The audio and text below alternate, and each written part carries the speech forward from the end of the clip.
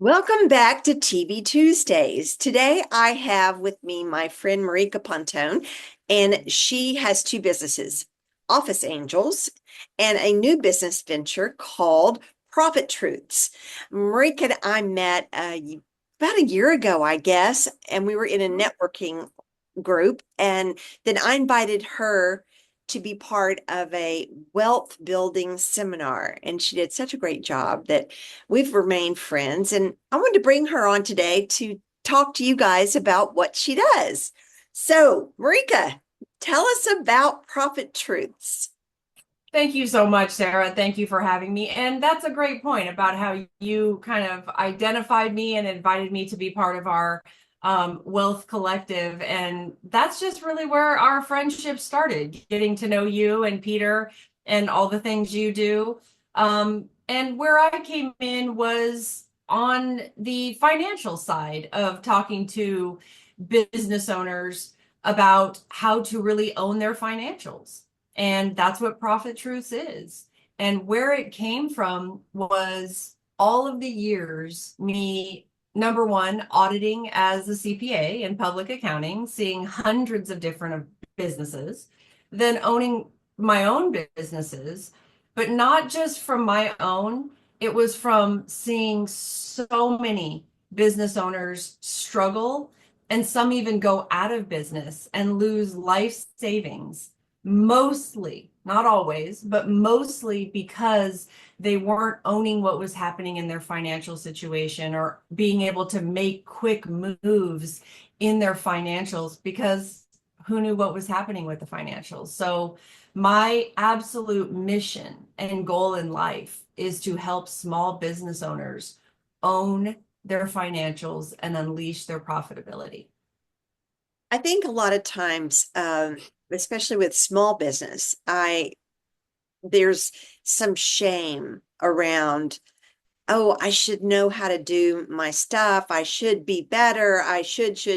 And I think just in our lives, we need to, first of all, get rid of should.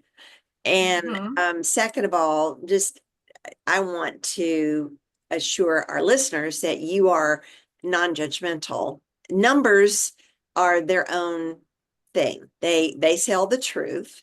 And um, so talk about that a little bit. How do you Absolutely. handle that? Absolutely. I can tell that kind of affects you just even personally, but 100%. It's just like anything. Why do we want to feel shame about not going? My thing is, I don't go to the gym enough.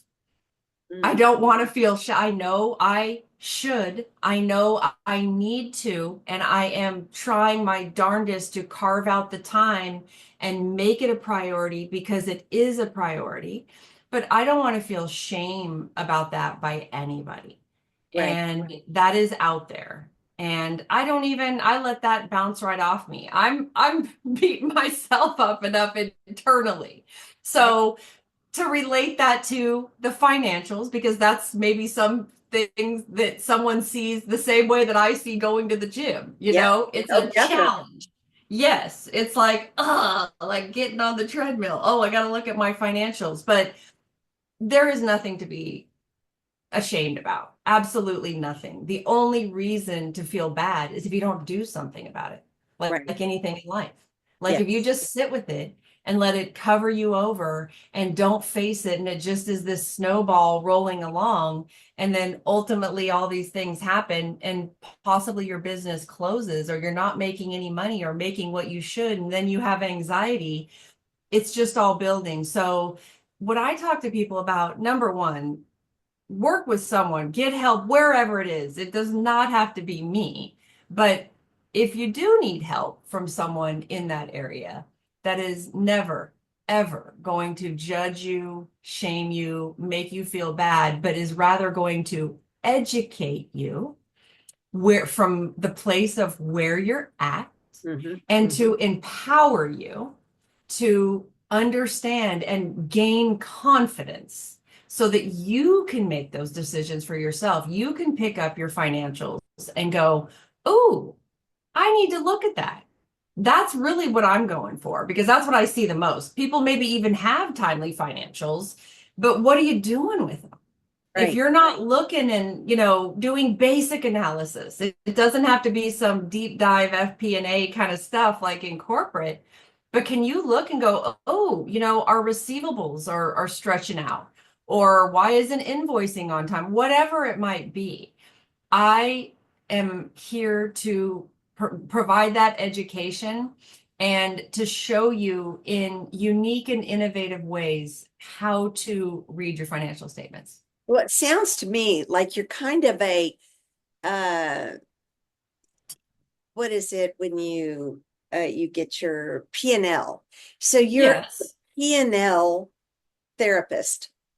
Oh, that's even better than profit strategist. I mean, It really is. P&L therapist.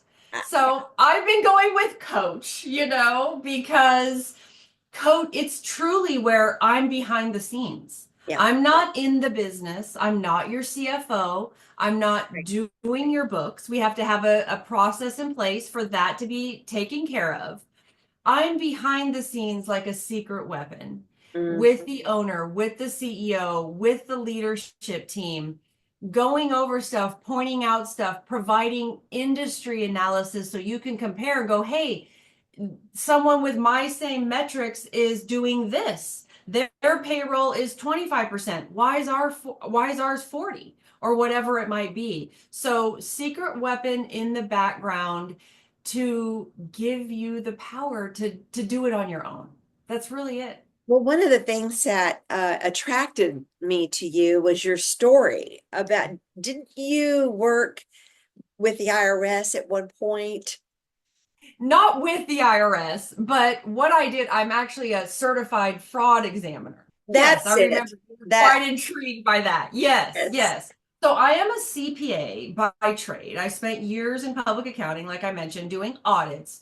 But then a couple of things happened on some audits that were fraud related. And it was interesting, of course. It was like, whoa, how did that get through? And how did someone not catch that? And I got kind of a spark there. So I went down a path. I got a certification, which is the certified fraud examiner. And then I started doing fraud examinations. And it was typically in businesses where we've talked about this before, yeah. where someone trusted one person that might have been a family member, that might have been a friend. Even if it was an outside hire, you trusted just one person to take care of everything. And who knows what that person's got going on. The motivations behind fraud are very, very complex. But significant things were happening in the background. And how we even started talking about this was the athletes. Yes. One of them was an athlete that owned a huge amount of franchises, and the person who was a friend was running everything and was literally robbing him blind. Yeah. And I think it was out of jealousy of, his friend's success, and he saw an opportunity and he took it. And so I was doing examinations for that and had to do the depositions and go, testify on all of that stuff. It was actually it's very interesting, but depressing as well. Yeah. Because it's sad of what humans can actually do. But on the positive side, which I always try to look at, that experience helps me help small business owners identify potential risks of where they could have an opening for someone to commit fraud, or where their internal controls, even at a very basic level, it doesn't have to be big high level stuff, but is whoever's, getting the mail the same person that's making the deposits? Can you do some things to break those things up? So I bring that into my coaching as well. Yeah. Well, I mean, I think everybody needs you. So Thank you. Just like they need you. thank you. Right. Everyone's got to sell a home at some point, you That's know? right. That's right. Well, Marika, thank you for joining us today. We're really appreciative. And I'm going to circle back to you after you get some more clients? Because I know this is a new venture for you. Yes, yes, we're growing. We're growing. Yeah, and Absolutely. so I'm going to check Absolutely. back with you at the end of the year, I and love it. well, I Let's would do love to it. hear some of those stories. Now, name, Yes. you know, No, remember everything is our private, but we can share wins. That's what yes, I well, love but sharing. Yes. also, things that situations. Yes. Yes, But absolutely. That's where the learning is. I love it that. It is. becomes It case is. study. You know, you never ever disclose who or what, but the stories are where we can all learn from. Absolutely. Absolutely.